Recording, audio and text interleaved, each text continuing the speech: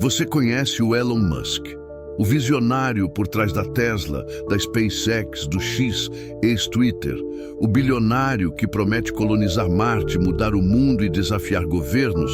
Mas você conhece as raízes de Elon Musk? Você conhece a história que ele não conta?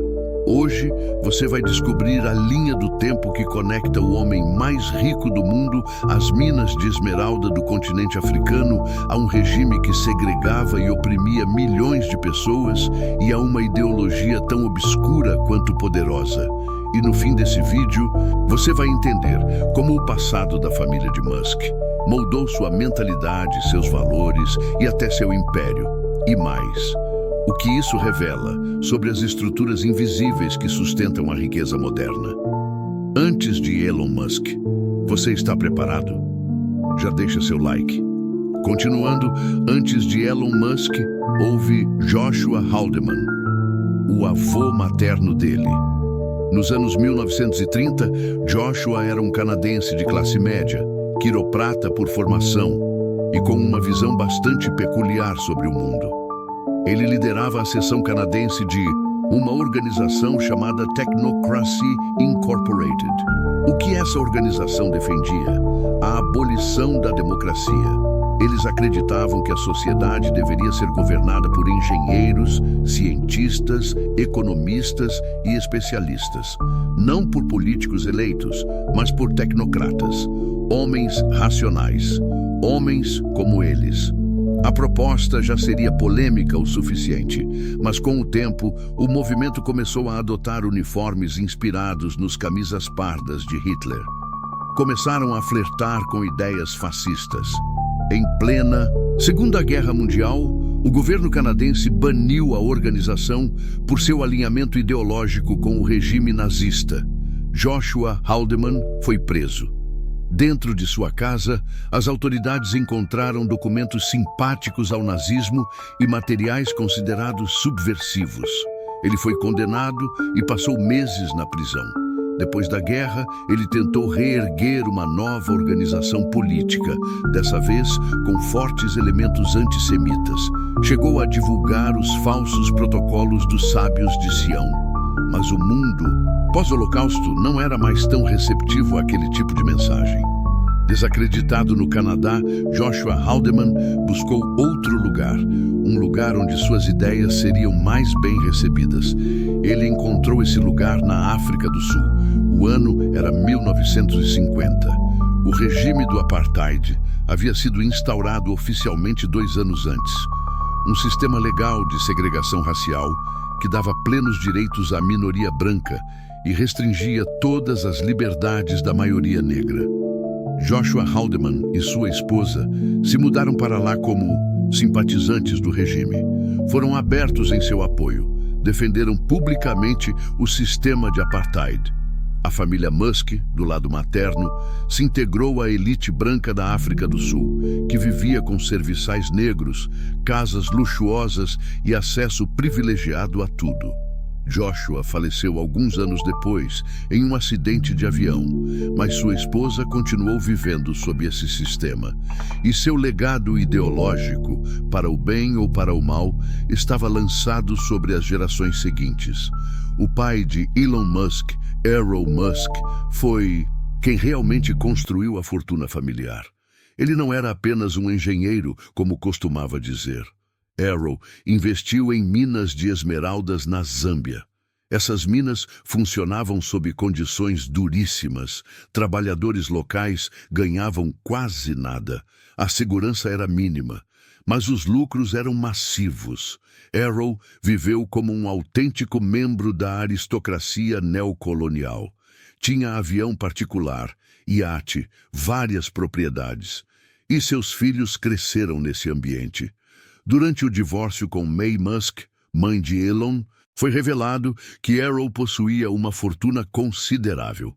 E apesar de Elon negar publicamente que sua família tenha financiado seus primeiros empreendimentos, as condições de privilégio nas quais ele cresceu são impossíveis de ignorar. Em 1988, com 18 anos, Elon Musk deixa a África do Sul. Era exatamente a idade em que ele seria convocado para o serviço militar obrigatório do Exército Sul-Africano. Naquela época, o Exército Branco era utilizado tanto para combater movimentos de libertação nas fronteiras, como o SWAPO na Namíbia e Angola, quanto para reprimir protestos negros dentro do próprio país. Elon optou por sair. Alguns dizem que foi uma decisão moral, outros estratégica. Ele não fala muito sobre isso. E talvez nunca fale. Nos Estados Unidos, Elon Musk fundou uma startup chamada X.com. Mais tarde, essa empresa se fundiria com a Confinity, dando origem ao que conhecemos como PayPal. Mas Musk não estava sozinho. Ao seu lado estavam Peter Thiel, David Sacks e Roelof Botha. Homens que viriam a formar o grupo conhecido como PayPal Mafia. Peter Thiel cresceu parte da vida na Namíbia, quando ainda era um protetorado sul-africano. Seu pai trabalhava em uma mina de urânio. A região era tão influenciada por ideologias extremas que em algumas cidades se vendiam souvenirs com a efígie de Hitler até os anos 90. Thiel afirma que sua educação brutal o fez se tornar um libertário. Ele é abertamente contra governos, democracia participativa e promove ideias de que apenas os mais aptos devem liderar. Também tem forte oposição à iniciativas de diversidade, foi para os Estados Unidos e regulação estatal. Roelof Botha é neto de Pik Botha, o último ministro de Relações Exteriores do regime do Apartheid. Um homem que viajava o mundo tentando suavizar a imagem internacional do sistema. Após o fim do Apartheid, chegou a acreditar que Mandela o manteria no governo. Estava enganado. Esses homens compartilham uma narrativa comum. Venceram pelo próprio esforço, mas seus passados sugerem outra coisa. Eles vieram de ambientes onde um pequeno grupo era favorecido e um grande grupo era excluído. A mentalidade libertária que rejeita o Estado, o coletivismo e exalta a meritocracia pode ser, na verdade, um reflexo inconsciente do desejo de manter o status quo, de manter o controle nas mãos de poucos, de deslegitimar qualquer esforço que proponha redistribuir o poder.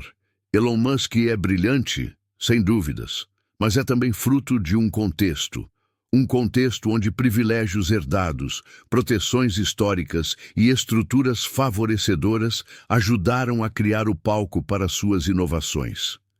Ignorar isso é perpetuar o mito de que todos começam do mesmo lugar. Quando você ouvir a história de um bilionário, pergunte-se de onde ele veio. O que o sistema fez por ele antes mesmo que ele fizesse qualquer coisa. E por que essas histórias costumam ser contadas sem o primeiro ato? Agora que você conhece esse passado, a escolha é sua. Continuar acreditando no mito do herói solitário, ou entender que por trás de cada fortuna há uma fundação que quase nunca é vista.